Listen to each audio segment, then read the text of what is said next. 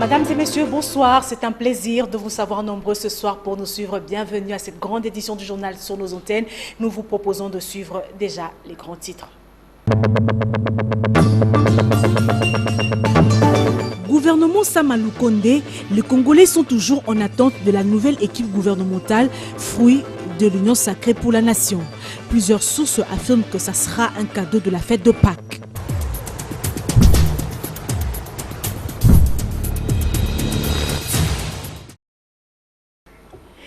La population congolaise, toujours en attente du gouvernement Samalou Kondé, fruit de l'Union sacrée pour la nation. Selon plusieurs sources, ce gouvernement sera connu d'ici peu. C'est une question d'heure. Papi Katassi nous en dit plus. Sont les ministrables qui feront partie du gouvernement Samalou Kondé.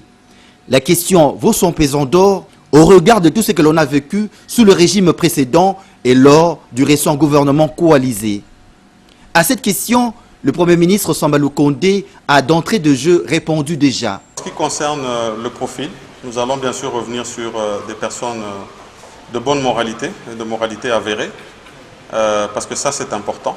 Effectivement, pour corroborer la vision de l'Union sacrée axée sur le concept « le peuple d'abord », il ne faudrait pas avoir des ministres assoiffés d'argent au point même de confondre la caisse de l'État à leur propre poche. Samalou Kondé aura besoin de ministrables qui ne sont pas trempés dans la corruption ni dans la malversation financière. C'est dire que ces ministrables doivent être pétris d'éthique. À cela s'ajoute aussi la réduction sensible de membres du gouvernement. 65 membres enregistrés sous Ilunkamba, c'est trop. Des ministères excessivement budgétivores pour rien. Ces nombres excessifs s'expliquent dans la mesure où le gouvernement coalisé était basé sur un arrangement politique dans le seul but de satisfaire les partenaires. Cependant, cet arrangement a accusé des limites dans la mesure où les ministres exécutaient les injonctions reçues de leurs autorités morales au lieu de s'épancher sur l'intérêt du peuple. En clair, les ministères et les entreprises publiques étaient considérés comme des vaches à lait des partis politiques, si bien que, lors de grands événements, leurs animateurs étaient obligés de toucher à la caisse de l'État. Le peuple n'a plus besoin de revivre ces antivaleurs, car un gouvernement, c'est comme une équipe nationale. Lorsqu'un joueur est sélectionné pour un championnat international, il ne met pas en avant-plan son club. Il mouille plutôt son maillot pour défendre les couleurs nationales. C'est ça l'esprit qui doit habiter les ministres du prochain gouvernement. Certains observateurs demandent au chef de l'État de réduire aussi le nombre de ses conseillers et ne choisir que ceux qui sont compétents et qui ne sont pas caractérisés par un manque criant de règles élémentaires des bonnes manières. John Kennedy ne disait-il pas que « Ne demandez pas ce que le pays peut faire pour vous, demandez-vous plutôt ce que vous pouvez faire pour votre pays ». Au regard de son potentiel hydraulique, la République démocratique du Congo est la superpuissance hydraulique qui est au cœur des enjeux économiques mondiaux. Mais si les autorités n'y prennent garde, elles risquent de ne pas tirer profit. José Moussangana nous en dit plus. La République démocratique du Congo, future hyperpuissance hydraulique, compte 1 283 000 mètres cubes d'eau avec 52% des eaux douces d'Afrique. Elle comporte 16 238 km de voies navigables, dont le fleuve et les rivières. 85% des précipitations qui alimentent le cours d'eau dépendent de la forêt. Toutefois, une épée de Damoclès est suspendue sur la tête de la RDC. Tenez, alors qu'elle comptait 300 stations de suivi météorologique avant l'indépendance, aujourd'hui, elle en compte seulement 20. Ubangui, qui autrefois était navigable 8 mois sur 12, aujourd'hui navigables 5 mois sur 12. À cela s'ajoute aussi les non-dragages de cours d'eau qui conduit à leur rétrécissement. Tel est le cas du lac Tumba qui a 7 mètres de profondeur alors qu'il en comptait 12. Ce qui rend difficile la navigation.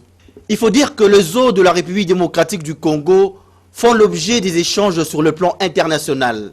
À titre illustratif, en 1970, une conférence en Russie a planché sur le transfert des eaux de l'Ubangui vers le Tchad, sans que la République démocratique du Congo ne soit informée. Évidemment, le lac Tchad a besoin de 3000 mètres cubes pour survivre. Ce n'est pas du tout un problème pour la République démocratique du Congo. C'est une enquête qui perd pendant la saison sèche 25 000 mètres cubes d'eau. Mais seulement, la RDC voudrait se rassurer qu'elle ne connaîtra pas de problème liés à ces transferts. C'est pour dire que la République démocratique du Congo, qui représente un grand potentiel hydraulique dans le monde, doit saisir hic et nunc, ici et maintenant, la balle au bon. Le gouvernement doit charger des personnes qui maîtrisent la matière et qui sont censées défendre l'intérêt national dans les différentes conférences de partis sur le changement climatique. Dans le reste de l'actualité, un autre groupe de jeunes présumés délinquants communément appelés Kuluna a été envoyé mercredi 31 mars à Kanyama KCC avant de prendre l'avion pour Kanyama KCC. Les activistes et les défenseurs de droits de l'homme ont été présents pour s'assurer que tout se passe dans les normes et les droits de l'homme est respecté. Suivez ce reportage de la cellule de communication de la police nationale congolaise. Mardi 30 mars 2021, ces jeunes gens déclarés bandits urbains appelés à Kinshasa Kuluna font partie du lot important arrêté par les hommes du général Silvano Kasongo pour être transférés à Kanyama KCC. C'est 320 Kuluna dont 14 filles qui ont été formellement identifiées. Mercredi 31 mars 2021, c'est le jour du départ pour le lieu de rééducation. Le commissariat provincial de la police-ville de Kinshasa et le service national qui mène l'opération ont associé les ONG de défense des droits de l'homme afin que tout se passe dans le respect des normes internationales des droits humains, comme le veut le chef de l'État Félix Tshisekedi.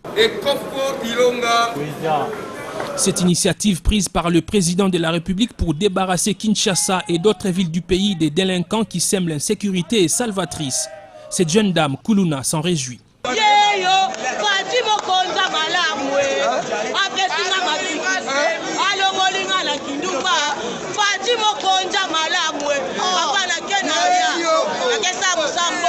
Sous une pluie battante, le cortège se range, direction aéroport international d'Ndjili, pour acheminer ces bandits urbains à Kanyama KCC dans les Olomami, où ils seront soumis aux travaux d'intérêt communautaire. Kanyama KCC n'est pas un mouroir et ne sera jamais un lieu de refuge pour les Kuluna, a précisé le commandant du service national, le général Jean-Pierre Kasongo Kabouik.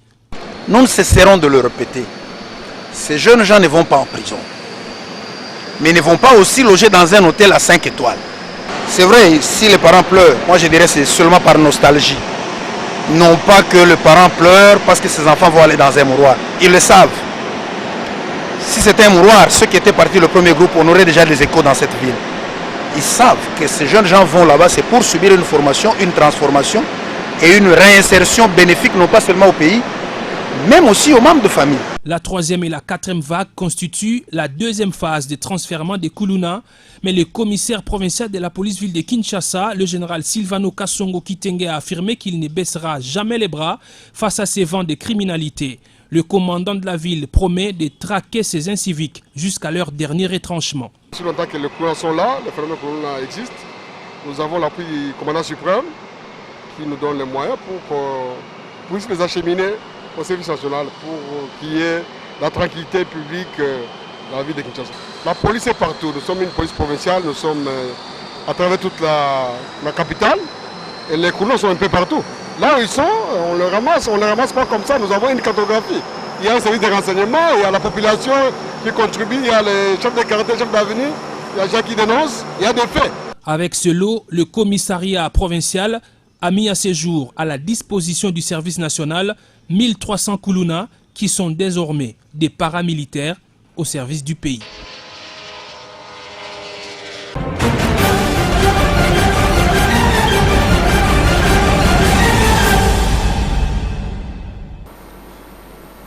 Le procès dans l'affaire Rossi Mukendi Chimanga est déféré à la cour militaire de Matete. Les témoins, le commissaire supérieur adjoint Karine Lokeso Koso a été finalement converti en prévenu et le tribunal militaire de garnison de Kinshasa Matete s'est déclaré incompétent à l'égard de l'actuel prévenu.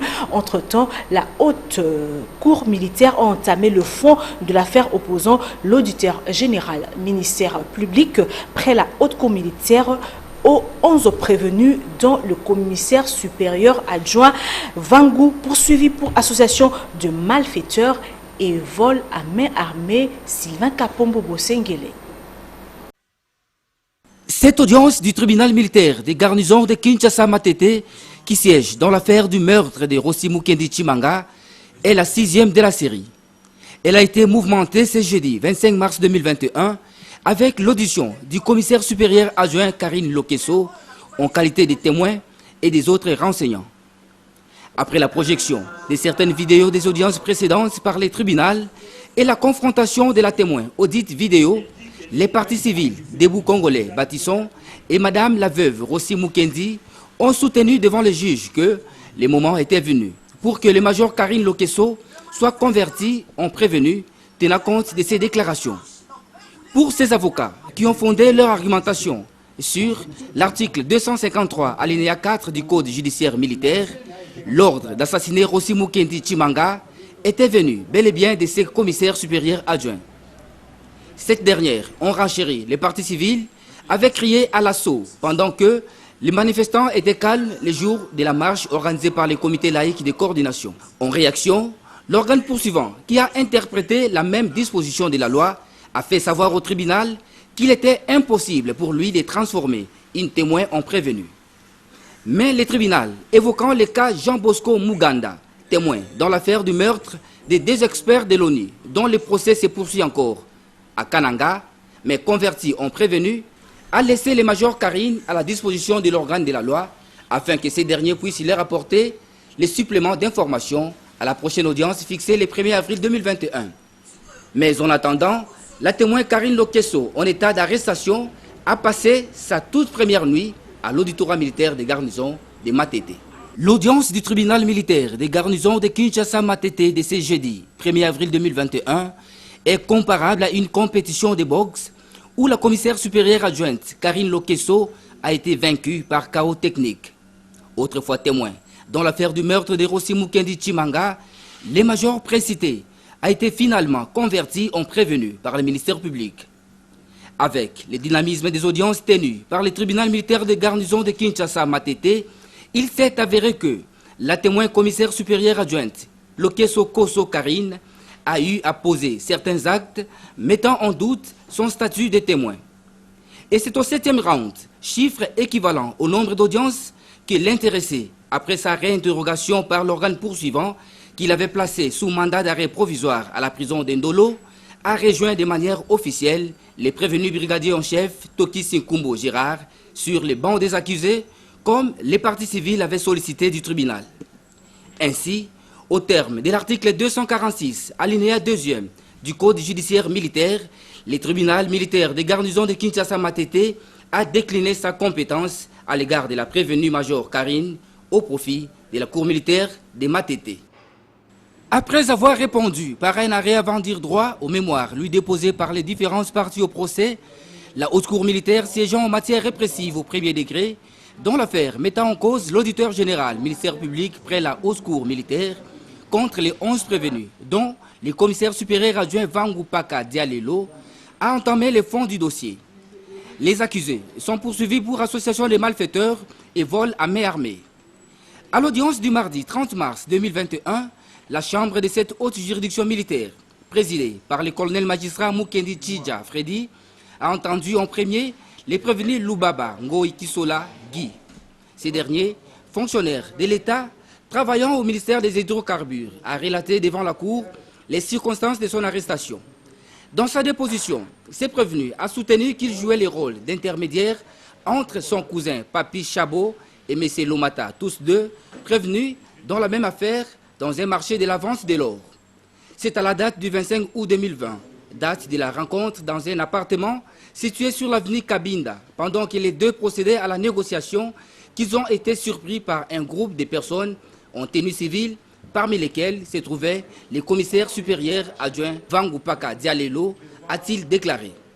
Appelé à son tour devant la barre, le prévenu Lomata Congoli Constant a dit connaître le prévenu Guy Lubaba par le canal de son ami Guy Kalembo, qui œuvre dans les hydrocarbures et résident à Lubumbashi.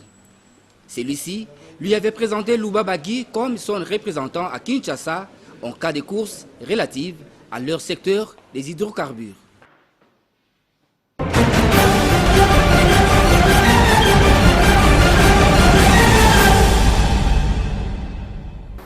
Nous allons maintenant nous entretenir avec la chanteuse congolaise Claudia Bakissa. Elle n'est plus à présenter. Elle est en direct de sa résidence de Macampagne, située dans la commune de Ngalema. Bonsoir Claudia. Bonsoir Sylvie Fortuné. C'est un plaisir de partager ce moment avec vous. Dites-nous Claudia, l'actualité c'est la sortie de votre album Cap d'Ierme. C'est prévu pour quand et pouvez-vous nous dire un mot par rapport à cet album? Alors la sortie de mon album c'est pour Carpe Diem. C'est pour très bientôt. En fait, la chanson que je sortis l'année passée, Bao Balotelli, c'est tiré de l'album Carpe Diem. Donc j'ai décidé de sortir titre par titre. Parce que généralement, quand on sort tout l'album, on a souvent des problèmes de communication, problèmes de promotion. Donc moi et ma team, on a décidé de sortir titre par titre pour que ça ne soit pas trop lourd pour moi. Fabricas vient de vous dédicacer toute une chanson dans son nouvel album. Quels sont vos rapports avec lui et lui avez-vous donné l'argent pour cette chanson? Dites-nous. Alors, ma chanson dans l'album de Fabregas, la chanson Queen qui a été dédiée à Claudia Bakissa, je remercie Fabregas là où il est. Je lui fais de gros bisous. Ouais, avec Fabrice, c'est vraiment la famille. On se connaît très bien. Fabregas, sa petite famille, sa femme, ses enfants, donc on se connaît bien. C'est comme un frère d'une autre mère, je peux dire. La chanson, oui, c'est son travail. Une dédicace, c'est pas payant entre nous artistes, mais une chanson, c'est quand même son travail. Il ne pouvait pas le faire au fêlé, comme on dit. Donc, c'était genre, comme tout Moutalinga Libanga, je suis venue, on a parlé. En fait, le début de la chanson, là, c'est moi-même qui avais écrit. Quand j'écrivais la chanson, je me suis dit, ah, cette chanson ira bien avec la voix de Fabregas, c'est son style. Donc je l'ai proposé, il était surpris quoi. J'étais à Paris, je l'ai appelé, tu es au studio, j'ai dit ok j'arrive. Je suis arrivée avec le texte de la chanson, il rigolait, mais puis après quand il a essayé lui-même, il est tombé amoureux. Voilà quoi, la chanson Queen avait commencé comme ça à Paris et puis après je dis tu vas chanter Queen, c'est moi-même Queen, donc j'aimerais que cette chanson soit dédicacée à ma personne quoi. C'est ce qu'on a fait, on a parlé, comme neti famille, neti artiste, na client, donc voilà quoi. Vous êtes également baptisée la reine de la Tchatcho. Pourquoi ces surnoms et quels sont vos rapports avec Koffi Olomide, qu'on appelle le roi du Tchatcho? Au fait, au début, quand je suis arrivée, il faut qu'on se le dise que le style Tchatcho, c'est propre à Koffi Olomide. Quand moi je suis arrivée, j'étais quand même parmi les premières qui ont, je peux dire que je suis la première fille qui a fait le Tchatcho, à part les filles qui ont travaillé chez lui. Les filles qui sont arrivées seules en train d'émerger dans la musique congolaise, je trouve que j'étais la première à venir avec ce style-là et de l'accepter, de l'avouer comme ça à la télé. Au studio, au fait, le nom de la reine du Tchatcho a commencé au studio pendant qu'on enregistrait un son. Je crois que c'était la chanson que j'ai fait avec Koffi, le featuring que j'ai fait avec Koffi. C'était à partir de cette chanson-là. Au studio, tout le monde m'appelait la reine du Tchatcho. Et puis quand je suis arrivée, Koffi était super content que quelqu'un qui vient de nulle part, qui a commencé comme ça, qui est sorti de nulle part, parce que ici généralement quand c'est une fille, ça doit être une histoire liée à un orchestre, patati patata, alors que moi je suis venue de nulle part. Et on m'appelle la reine du tchatcho. Il était super content, il m'a baptisé. Oui, c'est vraiment une vraie reine du tchatcho. Voilà. Pour terminer, Claudia, nous voulons avoir votre appréciation sur la musique pratiquée, les femmes qui vous ont précédé et celles de votre génération. La musique des femmes qui nous ont précédées, la musique de Maman Abeti. Déjà, Maman Abeti, c'est une inspiration pour nous. Donc, moi, je trouve que ce comme on dit, ce qu'on y a à gauche, il faut essayer d'abord de commencer à danser à gauche avant de créer ou améliorer Papa Nayo. Donc c'est vraiment des exemples à suivre. Moi j'aime beaucoup, j'écoute beaucoup. Quand j'ai commencé à faire du live, des concerts live avec Kandabo Moment en Angleterre, c'était comme si Biliabel, Abeti Masikini, Pongolov, c'était comme des examens qu'on me donnait. On me donnait les CD et les lyrics écrits. On me remettait ça, on me disait tu vas à la maison, tu répètes ça et apprends les mots par cœur. Et puis quand on aura la semaine prochaine, quand tu as la répétition, tu dois reproduire la même chose. Donc c'est vraiment ces femmes-là, ces légendes-là nous ont quand même aplati le schéma, je peux dire. Ils nous ont laissé une bonne musique que moi, Claudia, par exemple, j'ai quand même épuisé. J'ai quand même, comment on dit épuisé? Épuisé. Excusez-moi, dans un anglophone. J'ai quand même été puiser quelques techniques, surtout les techniques de Abeti Masikini. J'ai quand même pris quelques de ces techniques et leur façon de... Et puis une façon aussi, j'ai pris chez Abeti Masikini, j'ai aussi puisé chez Biliabel. Donc c'est ça qui fait ma force aujourd'hui. J'ai appris à regarder Biliabel, j'ai appris à regarder Abeti Masikini. C'est ce qui fait qu'aujourd'hui je comprends la musique mieux que, tu vois, mieux que ce que je faisais à l'église, mieux que ce que j'avais appris quand j'étais plus jeune, quoi. Voilà. Et la musique d'aujourd'hui, de notre génération, la différence c'est que, tu sais, la musique n'est pas facile. La musique est difficile. Mais beaucoup de jeunes aujourd'hui qui sont à la maison, tu vois, généralement quand les jeunes nous regardent à la maison, ils se disent « Ah, Claudia là, elle m'a fait graveté, hein, moi aussi je peux faire ce qu'elle fait, parce que je peux faire ce qu'elle fait, je suis belle. » La musique, c'est pas seulement ça. La musique, c'est vraiment quelque chose de... Quand tu travailles pas beaucoup, la musique n'est pas facile du tout, surtout la musique congolaise. Donc aujourd'hui... Parce qu'on a la facilité, auto-tune, afrobeat, c'est facile. Donc, au fait, les gens ont plus la facilité, quoi. On trouve que la musique, c'est plus dans la facilité comme par rapport à ce que Maman Biliabel, ce qu'Abeti Masikini faisait. Mais un conseil que je donnerais aux jeunes qui veulent faire la musique aujourd'hui, de prendre ça au sérieux. Et puis la musique, c'est quelque chose, tu nais avec. Tu dois aimer ça plus que tout. Si tu veux faire la musique, tu dois mettre du sérieux. Tu dois travailler. Le secret de la musique, c'est le travail. C'est vraiment pas ce qu'on voit aujourd'hui. Aujourd'hui, le jeune, nous voulons la facilité. Alors que c'est pas comme ça. Mais quand même, ce que je vois de positif, c'est que les jeunes ont quand même envie de faire quelque chose de différent, quelque chose de bien. Hein? On se bat parce que à l'époque, il n'y avait pas beaucoup de chanteuses. On pouvait compter quelques 3, 4, 5 chanteuses, mais aujourd'hui, tout bimane c'est un champignon. Mais quand même, ce que je demanderais, c'est que mettons du sérieux, respectez-vous en tant que femme, jeune, parce que j'ai dans une de mes chansons, Bisous, bisous, j'ai dit jeunesse ezaliki, obatelite pasuki oleli, pour te dire que tes jeunes aujourd'hui essayent de faire le bien pour que l'obi oyoka okoma jalouse abaninga. Tu vois, au fait, c'est le message que je veux faire passer dans l'album Carpe Diem, quoi. On est jeune, mais il faut faire du bien pour que le lendemain, on ait bien, pour que Aïr Baningate, quoi. Donc la musique aujourd'hui, c'est encore plus difficile, c'est encore plus dur. Mais le conseil que je donnerais aux jeunes, travaillons. Et je sais qu'on ira parce que Congolais, déjà, on a le talent, tout ça, déjà, tout pas la main. Donc, on a beaucoup de talent, continuons à travailler et je sais que ça, tout ira bien.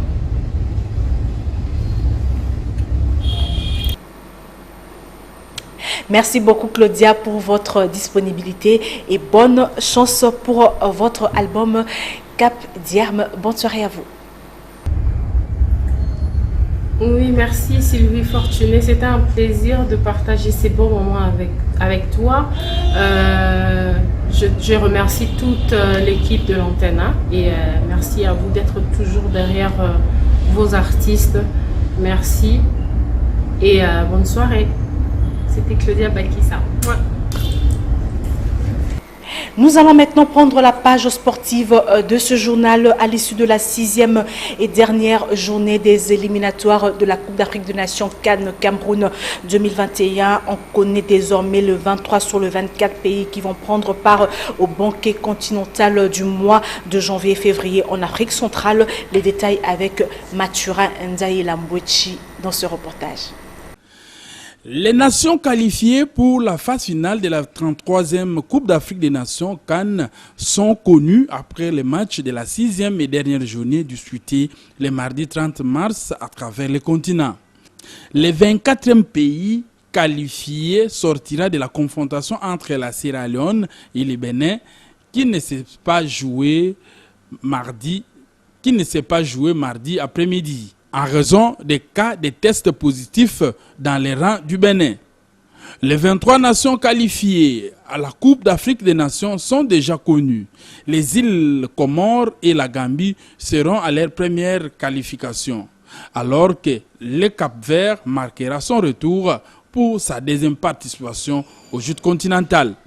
Outre ces 3 pays, les 20 autres qualifiés sont Cameroun, pays hôte, l'Algérie, le Sénégal, le Mali, la Tunisie, le Burkina Faso, la Guinée, le Gabon, l'Égypte, le Ghana, la Guinée équatoriale, le Zimbabwe, la Côte d'Ivoire, le Maroc, le Nigeria, le Soudan, l'Éthiopie, la Guinée-Bissau, le Malawi et la Mauritanie. Nous allons maintenant compléter l'actualité continentale avec nos partenaires de la Voix de l'Amérique suivants.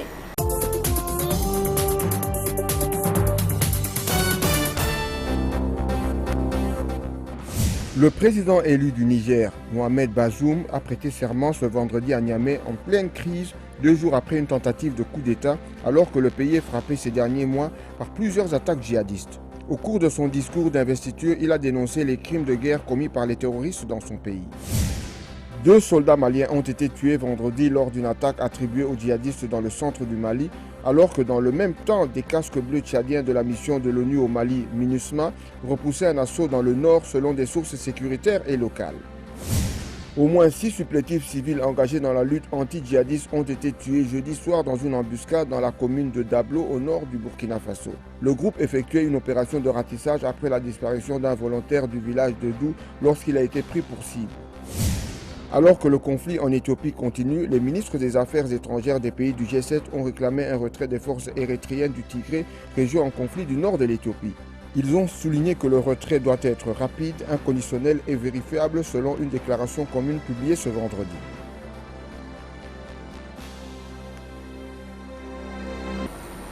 Mesdames et messieurs, ce journal est terminé. Merci à vous tous qui l'avez suivi. Nous allons prendre maintenant le rappel des titres. Gouvernement Samalou Kondé, les Congolais sont toujours en attente de la nouvelle équipe gouvernementale, fruit de l'Union sacrée pour la nation. Plusieurs sources affirment que ça sera un cadeau de la fête de Pâques.